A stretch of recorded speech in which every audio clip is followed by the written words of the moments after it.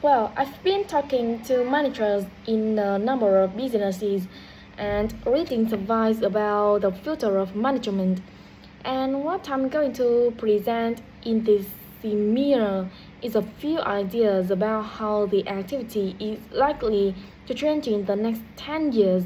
It isn't a scientific statistical analysis, just some ideas for us to discuss.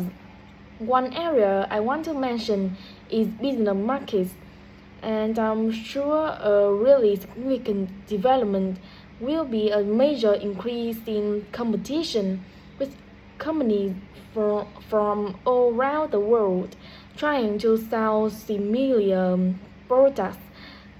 Customers will have much more choice.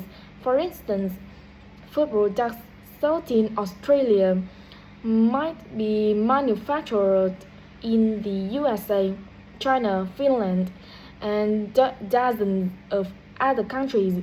At the same time, mergers and takeovers mean that governments are actually losing power to major global corporations. We can probably all think of companies that exert a great deal of influence, which may be good for customers. A third point I want to make about markets is that in the rapidly expanding economies such as India, China, Brazil, and Russia, demand is growing very fast.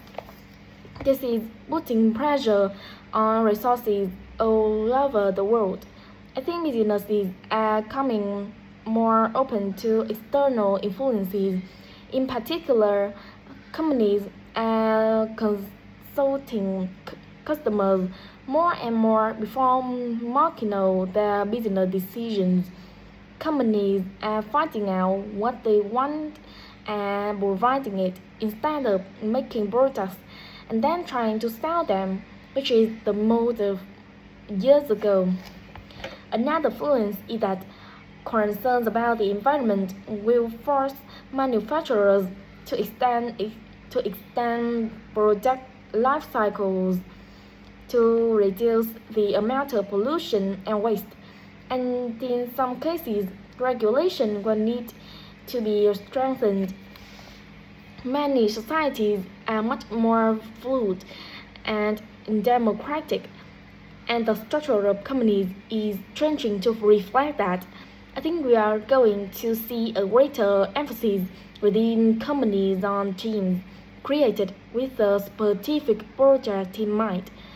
And when they are completed, the teams will be disbanded and new ones formed. More and more people see work as simply one part of their lifestyle and not be the most important one. And as the workforce is striking in some countries, businesses are having to compete for staff instead of being able to choose among a lot of appliances.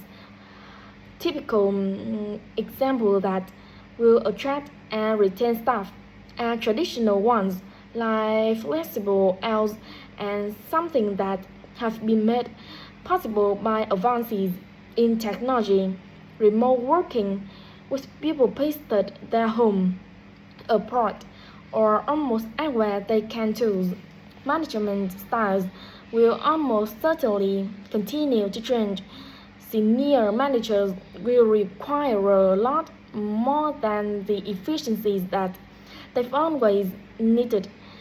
Above all, they need great skills in leadership so that their organization can initiate and respond to change in a fast moving world where they face lots of